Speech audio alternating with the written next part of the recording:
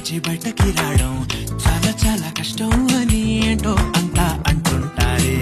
వాళ్ళకి తెలుసో లేదో హాయిని భరించడం అంతకన్నా కష్టం కదా, అందుకు నేనే సాక్ష్యం కదా. ఇంతలా నేను నవ్వింది లేదు, ఇంతలా నన్ను పారేసుకోలేదు, ఇంతలా నీ చుంకాలాగా మనసే నాడు ఊగలేదు.